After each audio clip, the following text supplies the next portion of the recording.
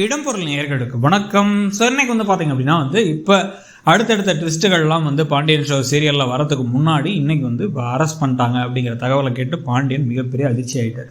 So அவரால் இப்போ டக்குன்னு ப்ராசஸ் கூட பண்ண முடியல. ஆனால் ஒரு விஷயத்தை டக்குன்னு சொல்லிடுறாரு கோமதி கிட்ட. கோமதி ரொம்ப அழ ஆரம்பிச்சிடறாங்க. ரொம்ப சாஃப்டாக ஒரு மாதிரி இன்னசென்ட்டாகவே தான், வெகுலியாக தான் அவங்கள காமிக்கிறாங்க. ஸோ அவங்கள்ட்ட என்ன சொல்லிடுறாருன்னா, நீ என்ன நடந்தாலும் சரி உங்கள் அண்ணன் வீட்டில் போய் பிரச்சனை பண்ணி இன்னும் பிரச்சனையை பெருசு மட்டும் ஆகிடாது, அவ்வளோதான் அவனை தொலைச்சிருவேன், நான் பார்த்து கூட்டு வந்துடுறேன், இன்ஸ்பெக்டர் எனக்கு தெரிஞ்சவர் தான் அப்படின்னு சொல்லிட்டு வேகமாக கிளம்பி அவர் போயிடுறாரு. அங்கே போயிட்டு உள்ளார போய் பார்த்தா யார் நீங்கள் என்ன எதுலாம் கேட்டுட்டு இருக்கும்போது இன்ஸ்பெக்டர் வந்துடுறாரு.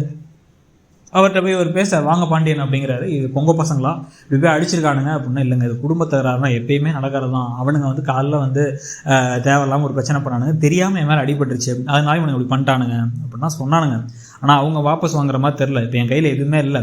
அவனுங்க இப்போ கேஸை வாபஸ் வாங்கினா தான் உண்டு, இல்லைனா நீங்கள் லாயரை வச்சு பெயில் தான் எடுத்தாகணும் நீங்கள் அப்படின்னு சொல்லிடுறாங்க. இதில் வேற அவர் இறங்கி வரும்பொழுது வேறு என்ன முத்துவேல் சக்திவேலாம் பார்த்துட்டு இந்த கல்யாணம் எப்படி நடக்குதுன்னு பார்த்துட்றேன் நான். இதை சும்மா விடக்கூடாது, நான் இவன் வெளிலே வரக்கூடாது, இவங்க உள்ளே இருந்து இப்போ எஃப்ஐஆர்லாம் கிடச்சி வரதுக்குள்ளார அது எஃப்ஐஆர் போட்டு பெயிலெலாம் கிடச்சி வெளில வரதுக்குள்ளார கல்யாணம் இதுக்கு மேலே எந்த லூசு குடும்பம் உங்களுக்கு கொண்டு தராங்கன்னு பார்ப்போம் அப்படின்னு அவங்க ஒரு முடிவுக்கு வந்துடுறாங்க.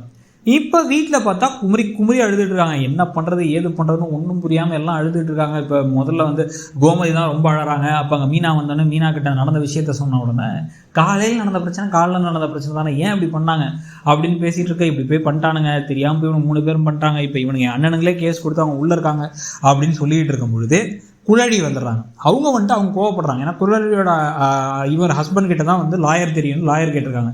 அந்த குழலியோட ஹஸ்பண்டுடைய சித்தப்பா பையன் தம்பி முறை வரும், அவர் தான் லாயர் அப்படின்னு அவரை கூப்பிட்டுருக்காங்க வேற.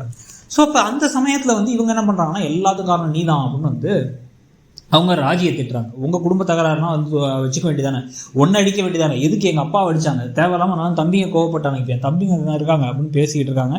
பேசிக்கிட்டு இருக்கும் பொழுதே இங்கே தங்கமயிலோட வீட்டில் பத்திரிக்கை எழுதிட்டு இருக்காங்க. பத்திரிகையில் எல்லாரோட பேர் எல்லாத்தையும் போட்டுட்ருக்காங்க.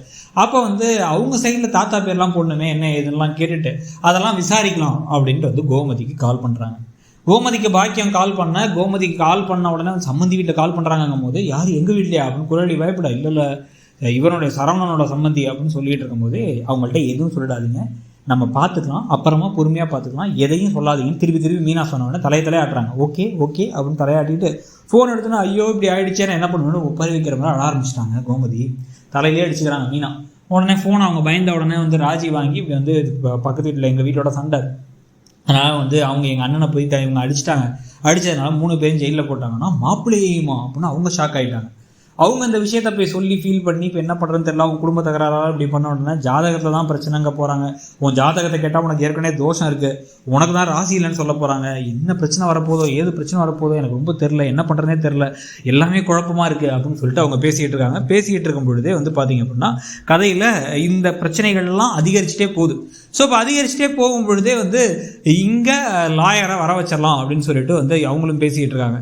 பேசிக்கிட்டு இருக்கும் பொழுதே நேரம் மீனாவும் இந்த பக்கம் பார்த்தீங்கன்னா ராஜியும் கிளம்பி அங்கே போயிடுறாங்க.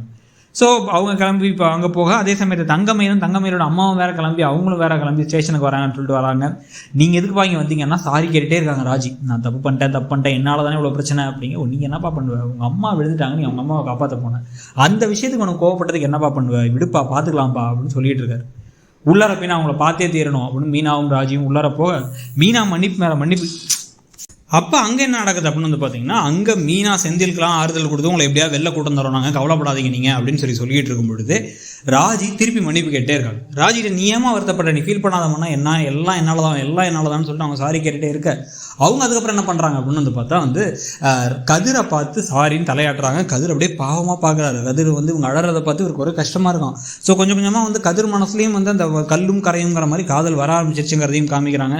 ஸோ இதில் நாளைக்கு ராஜி பயங்கரமான ட்விஸ்ட் ஒன்று வச்சு இவங்களை வெளில வேற கூட்டுற போகிறாங்க. ஸோ இதெல்லாத்தையும் பற்றி நீங்கள் என்ன நினைக்கிறீங்க, கதை எப்படி போகுது நினைக்கிறீங்கிறத சொல்லுங்கள். தேங்க்ஸ். இடம்பொருள் நேயர்களுக்கு வணக்கம். ஸோ இன்னைக்கு பார்த்தீங்க அப்படின்னா இப்போ அடுத்தடுத்த ட்விஸ்ட்டுகள்லாம் பாண்டியன் ஷோ சீரியலில் வரதுக்கு முன்னாடி இன்னைக்கு அரெஸ்ட் பண்ணிட்டாங்க அப்படிங்கிற தகவலை கேட்டு